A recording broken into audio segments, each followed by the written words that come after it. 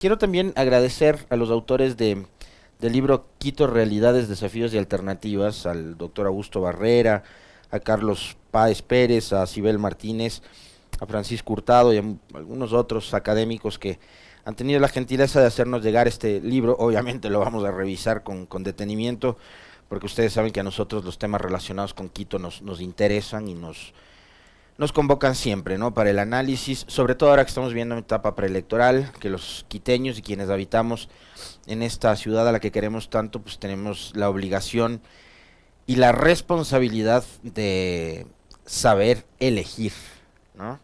Ya no podemos equivocarnos, ya no podemos seguir equivocándonos, ya no debemos seguir haciéndolo porque, como les decía yo ayer en la entrevista con, con Antonio Ricaurte, da la impresión de que ciudades como Quito, que además me van a perdonar quienes nos están viendo y escuchando desde otras ciudades o cantones del país, pero en este caso estamos hablando nada más y nada menos que de la capital de la República, ¿no? Y hemos visto cómo esta pobre ciudad ha ido de tumbo en tumbo los últimos años, eh, una, por una crisis política muy profunda y que podía haber sido evitada, ¿no? Si es que quienes llegaban al municipio lo hacían con un proyecto de ciudad, como lo conversamos ayer, con una orientación, con planes, al menos con planes, ¿no? Con algún plan, como para pretender proyectar la ciudad hacia el futuro, eh, pero da la impresión de que siempre vieron a Quito, sobre todo quienes han estado en los últimos años, desde el 2014 en adelante, vieron al municipio de Quito como una plataforma o un trampolín político, ¿no? Por eso yo suelo recordarles ese episodio. A veces los ecuatorianos, uno de los defectos que tenemos es que eh, nuestra memoria es bastante frágil y, y no nos acordamos de cosas que pasaron y que no es que pasaron hace 40 o 30 años, pasaron hace 6 7 u 8 años, pero solemos perder la memoria. Rodas llegó al municipio después de haber sido, en el 2014, después de un año antes de haber sido candidato a la presidencia de la República. O sea, él tenía en su meta ser presidente de la República. Eso fue la primera participación política de Rodas. No le fue bien, pero ¿qué hizo? Con la campaña presidencial, obviamente, se hizo conocer, ganó un poco de notoriedad, después de, digamos, no ser un personaje, un actor político eh, con mayor nivel de conocimiento ciudadano ni demás, pero bueno, fue candidato a presidente, ya ganó fama, ¿no? Se hizo conocer, ¡pum! 2014 el hombre se convierte en alcalde de Quito, porque así también, ¿no? De caprichosos somos los ratos los electores, eh, y vamos a las urnas motivados también por, no sé, la bronca, por lo que genera la publicidad o la mala publicidad, y terminamos tomando malas decisiones, malas decisiones. Así que, como les decía, hay que estar muy atentos, ¿no? En esta nueva elección.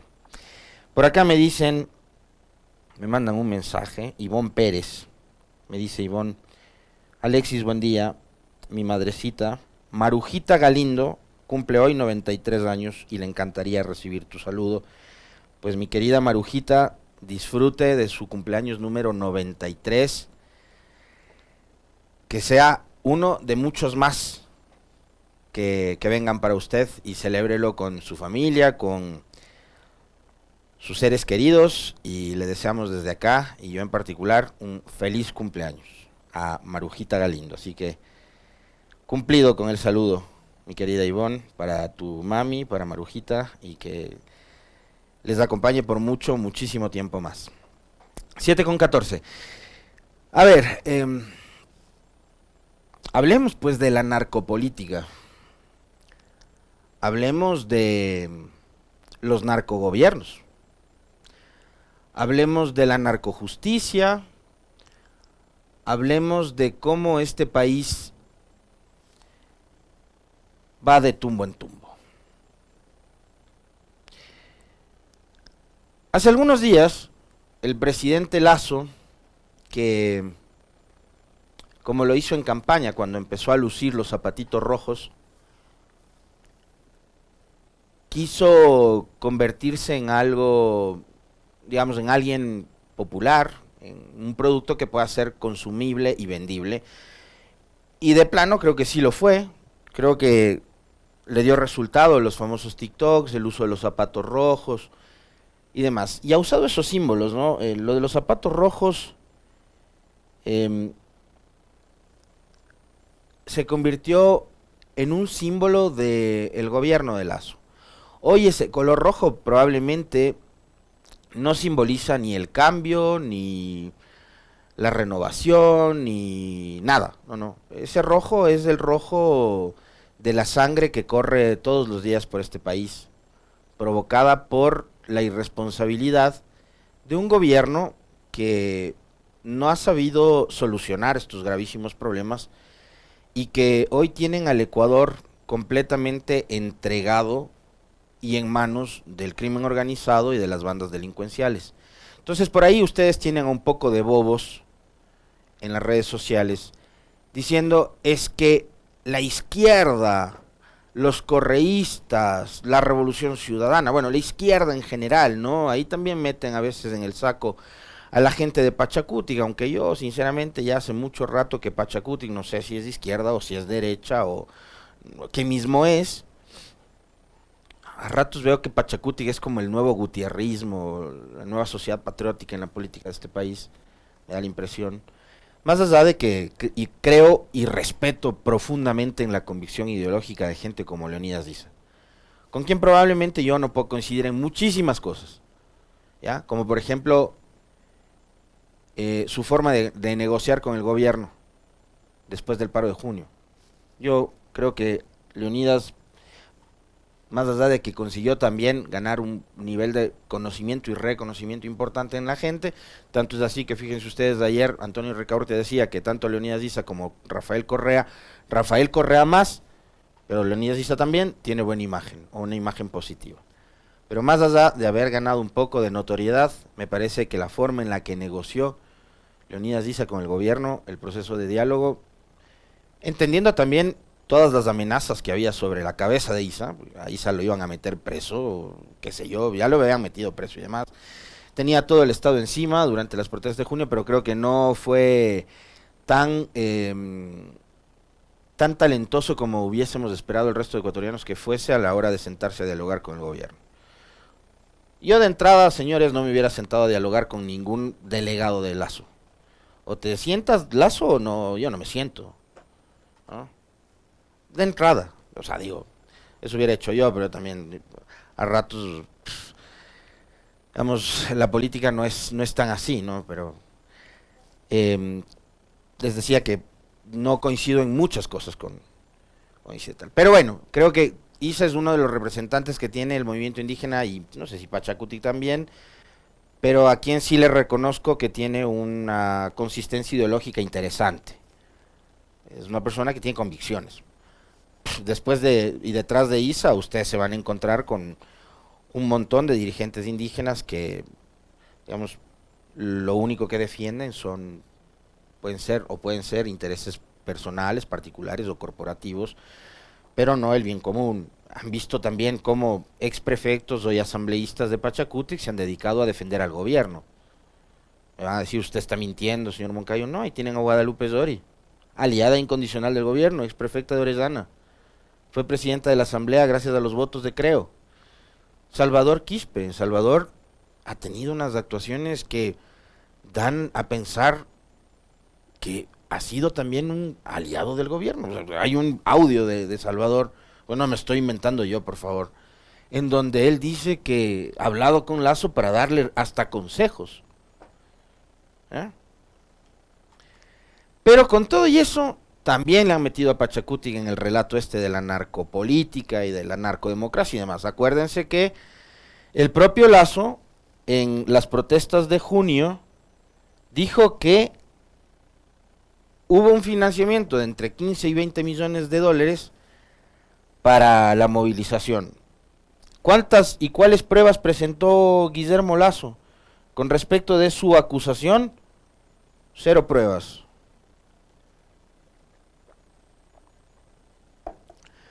Pero ¿qué ha pasado en los últimos días? Yo les hablaba de los simbolismos. Ahora al presidente, no sé si puedes poner por ahí, Meli, ¿tienes alguna foto de las últimas intervenciones del presidente Lasso? Ahora se le ha dado por lucir gorras. Tiene una colección muy variada de gorras. ¿No? Ya no son los zapatos rojos, ahora son las gorras. Y las gorras las luce cuando está informal o cuando está con saquito, como estoy yo, que estoy estrenando este saquito. Por cierto, gracias, mi amor, está lindísimo. Ahí está, ¿no? La gorra de la Armada. Después, antes había salido con una gorra del GIR. Antes con una gorra del GOE. Y después con una gorra del GOM y otra gorra del no sé qué y del no sé cuánto. Y bueno, anda chocho con las gorras del presidente, ¿no? Luciendo ahí. Ya mismo pide que le den una chaqueta con las palas de esas, no sé qué, cómo es que se llaman. Y se pone cuando está con saco y corbata, o solo cuando está con corbata, o solo cuando está con camisa. ¿Para decir qué, presidente? ¿Qué significa que usted luzca una gorra del GIR? O del GOE, o del GOM, o de las Fuerzas Armadas, o de lo que sea. ¿Que se siente parte de? Usted es el comandante en jefe de la fuerza pública y usted no necesita ni ponerse gorras, ni andar a cargar un sable, ni nada por el estilo. Usted es el comandante en jefe. ¿Ya? Si está con saco y corbata es el comandante en jefe. Si está en pijama sigue siendo el comandante en jefe. No necesita andar exhibiendo las gorras de todas las unidades de la policía y de la Fuerza Armada para decir que usted es el comandante en jefe. Todos sabemos que es el comandante en jefe. Ahora, siendo el comandante en jefe, le venimos pidiendo a los ecuatorianos que tome decisiones. Pues ¿sabe por qué? Porque si usted no toma decisiones, van a ser los narcos los que sigan haciéndolo. Esos que ahora son los que gobiernan las cárceles e incluso algunas calles de este país. Yo no sé si a ustedes les pasa, pero a mí sí. Yo no voy a jamás normalizar estos hechos de violencia que ha vivido el país en los últimos meses y principalmente en los últimos años, ¿no? Porque además hemos tenido enseguidilla dos gobiernos realmente incompetentes que han dejado todo lo relacionado con el ejercicio del poder y lo público a la buena de Dios, ¿no? Sería bastante fácil decir es que han dejado la seguridad ahí botada, no, es que no es solo la seguridad, pues. O sea, es la seguridad, es la salud, es la educación, son los servicios públicos, es todo. Han descuidado todo. Hoy el Estado ecuatoriano son solo recuerdos de un Estado eficiente, con personal, con atención al público, con buen trato, con ese trato que a la gente le daban con calidez, con calidad y tales, ¿no? Que dejó de ser una simple frase de comercial de televisión para ser una realidad en el Ecuador. Bueno, ahora son solo recuerdos en este país, porque el Ecuador está hecho a trizas. Y tan hecho trizas está el Ecuador que nosotros acá nos la pasamos todos los días hablando de lo preocupante que es ver un gobierno completamente incompetente que ha hecho de la inacción su hoja de ruta, porque le importa un pepino la vida de ustedes y la vida nuestra. Entonces no hace nada, se cruza de brazos. Y tiene un secretario de seguridad que para lo único que sirve es para andar en el Twitter demostrando que llegaron única y exclusivamente no para gobernar, sino para cobrar venganza. Porque lo único que quieren es ver perseguido a Correa y a los suyos. Esa es la razón de vivir de gente como Diego Ordóñez, secretario de Seguridad. Yo les pregunto a ustedes, y claro, me cuestiono yo también, ¿qué carajo hace Diego Ordóñez en la Secretaría de Seguridad? ¿A qué se dedica? ¿Qué sabe Ordóñez de seguridad? Un tipo odiador. Tipo que además es machista, que tiene sanciones ya por eso mismo, por ser machista y por ser misógino. Por lanzar en medio de todo lo que han provocado con respecto del tema de María Belén, por lanzar todo su odio y su bronca en contra de las mujeres y de las activistas del feminismo. A eso se dedica Diego Ordóñez. Bueno, y tiene que venir nuevamente un embajador extranjero. Y como siempre, el embajador de Estados Unidos, porque si esto dice el embajador de Cuba, el embajador de Argentina, o el embajador de Gran Bretaña, o el embajador de cualquier otro país, no tiene la repercusión que sí tiene cuando, por ejemplo, el señor Fitzpatrick habló de los narcogenerales. A pesar de que acá, bueno, fue una bulla enorme en medios y tal, pero la justicia cruzada de brazos, ¿no? Y ahí están pues los generales, los mismos a los que el presidente Lazo les iba a cortar la cabeza después del caso de María Belén, muy bien sentados, cómodos, atornillados al puesto. Me parece que acá hay gente que manda tras las cortinas, hay gente que manda, porque los que están en el poder parecería que son títeres nomás. Pero ¿qué fue lo que dijo el embajador en las últimas horas, chicos? Los carteles ahora están peleando entre ellos por control de las rutas, de los puertos, de las cárceles y de la justicia. Se requiere normativa que encuentre el balance necesario para no permitir la indefensión, pero que tampoco raye en la impunidad. Por ejemplo, tengo una pregunta. ¿Alguien me puede explicar por qué hay que notificar formalmente a un sospechoso de la apertura de un caso en plena etapa de la investigación? Es como decir, estimado señor Pablo Escobar, le escribo para avisarle a usted y a su abogado que hoy hemos abierto una investigación en su contra por el atentado, el bombazo de anoche, y otra por el asesinato, el sicariato esta mañana. No hay acusación todavía en su contra, porque solamente ahorita empezamos a investigar. Pero ahora estás avisado. Que tengas un feliz día, firmado formalmente Fiscalía General del Estado.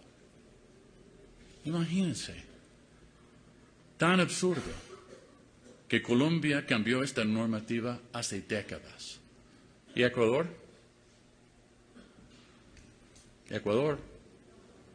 Cuando los jueces al azar liberan a los asesinos y sus protectores repetidamente, estos asesinos y sus narcoabogados se ríen y bailan mientras salen de la corte y todo el camino hacia el banco. Bien, Fitzpatrick dijo que la justicia en Ecuador trabaja para proteger a narcos, a matones y a sus testaferros. La justicia. Y esto lo dijo además en la cara de algunos de los representantes de los organismos que administran y manejan la justicia en el Ecuador, incluido el señor que funge de presidente de la Judicatura, el señor Morillo, ¿no? A quien hace rato la Asamblea tenía que haberle sacado con el resto de gente que lo acompaña, por incompetente también, en un sistema judicial que, como ustedes le escucharon el otro día a Zofre Campaña, abogado en la ciudad de Guayaquil, ni siquiera tiene papel para poder imprimir los escritos en las oficinas o dependencias de la judicatura, de los juzgados y demás. Pero nos habla de una legislación como la colombiana, por ejemplo. Ya cambiaron hace décadas, dice él, la legislación y tal. Y yo les pregunto, ¿en Colombia han erradicado el narcotráfico? Colombia es el principal exportador de droga del mundo. Que no hay un tipo como Pablo Escobar en este momento, que era alaraquiento, que se metió hasta en la política, que quiso ser presidente de Colombia, fue senador, etcétera. Ya, esa es otra cosa. Probablemente los narcos hoy prefieren mantener un perfil muchísimo más bajo que el que quería o tenía Pablo Escobar, que andaba incluso cortejando presentadoras de televisión. Eso es otra cosa. Pero en Colombia, ni con 7 bases estadounidenses militares, ni con el cambio de la legislación han podido erradicar el narcotráfico.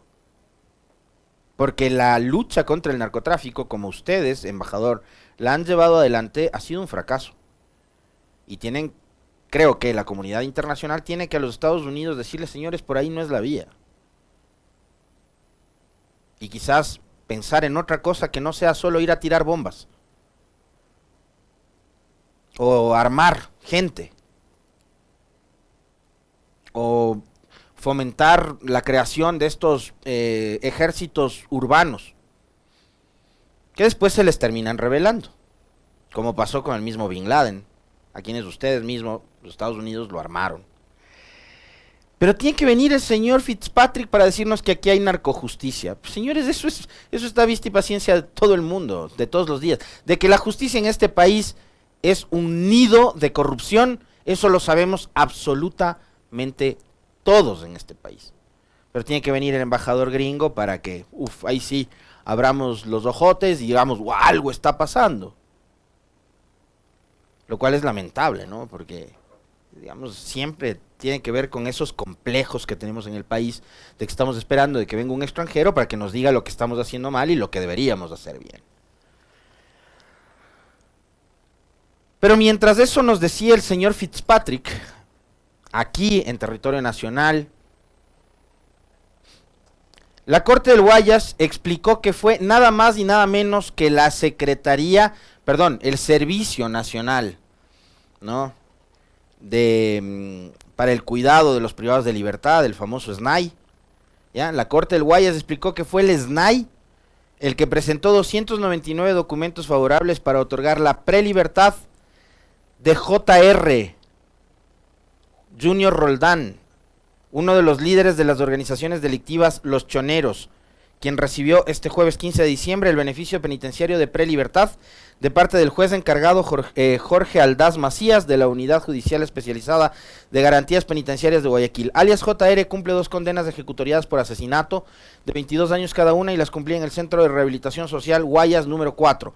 El Servicio Nacional de Atención Integral de Personas Adultas Privadas de la Libertad, SNAI, informó que acata el dictamen del juez al ser un órgano ejecutor de las decisiones judiciales. La entidad explicó que el juez estableció que alias JR cumplió el 31 de octubre del 2022 con el 40% equivalente de las 2/5 partes de la pena. La Corte del Guayas explicó que la delegada de la cárcel, Génesis Carrión, el director de beneficios penitenciarios del SNAI, Ramiro Maya, y el subdirector de ejecución de penas y medidas cautelares del SNAI, Víctor Jacome, presentaron, ¿escucharon quiénes nomás? Todos funcionarios del gobierno, todos funcionarios de su gobierno. Presentaron 299 documentos favorables para otorgar la prelibertad a un delincuente vinculado con el narcotráfico, a Roldán, que fue ratificado oralmente en la audiencia. Su gobierno, el SNAI de su gobierno. Pelagatos, bobos y todos esos. Su gobierno. Ustedes que la pasan hablando del narcocorreísmo, de la narcopolítica y no sé qué. Funcionarios de su gobierno emitieron un documento, 299 documentos para que le otorguen la prelibertad a un delincuente. La Corte del Guayas, por su parte, dice que la Fiscalía en su intervención afirmó que en caso de que la jueza o juez de garantías penitenciarias convoquen audiencia para resolver sobre el cambio de régimen de rehabilitación social, no deberá llamar a comparecer al lado del fiscal, por lo que no sería parte procesal. Sin embargo, en un comunicado, la Fiscalía expresó su rotundo rechazo a la decisión del juez. Considera que el dictamen se sustenta en un informe errado del SNAI. ¿Saben lo que pasó después? Hubo una balacera en Guayaquil. Y se enfrentaron estos ejércitos armados de los que yo les hablaba antes, que obedecen a estas bandas vinculadas al narcotráfico, a este narcotráfico que este gobierno no combate, y que a este gobierno le beneficia con, por ejemplo, la prelibertad de JR. Ahí está. Bandas de sicarios interceptan a JR, quien además iba escoltado, ¿saben por quién? Por la policía iba escoltado JR. Y nos van a seguir hablando de narcopolítica, y nos van a seguir hablando de narcocorreísmo. En serio, tienen la cara, tienen la valentía de venir a hablar y acusar a otros de estar aliados con el narcotráfico cuando son ustedes los que gobiernan y los que no hacen absolutamente nada por contener al crimen organizado y al narcotráfico? Correa hace 5 años que dejó de ser presidente. Él ya no controla ni las Fuerzas Armadas ni la policía, controlan ustedes eso. ¿O será acaso que no controlan? ¿Será esa acaso la respuesta que estamos buscando todos los ecuatorianos en este momento? ¿Será que el presidente Lasso, el secretario de Seguridad Ordóñez, el ministro Zapata, el ministro Jiménez, tienen algún tipo de control sobre la policía y sobre las Fuerzas Armadas? ¿O será a la inversa? Que son ellos los que ordenan y los que gobiernan en este país. Por eso es que en el caso de María Belén Bernal no hay ningún policía del alto mando, ni sancionado, ni procesado, ni nada por el estilo. ¿Querían hablar de narcopolítica y de narcogobierno? Hablemos pues de narco. Vamos a hablar de narco. ¿Y ustedes creen que con una pinche consulta popular se va a solucionar esto? Ni con 50,000 consultas populares se soluciona esto. Cuando al frente de los poderes públicos, del gobierno, de la administración pública, están una manga de incompetentes y de insensibles, que lo único que les interesa es seguir llenando sus bolsillos de plata. A eso llegaron, a seguir llenándose los bolsillos de plata.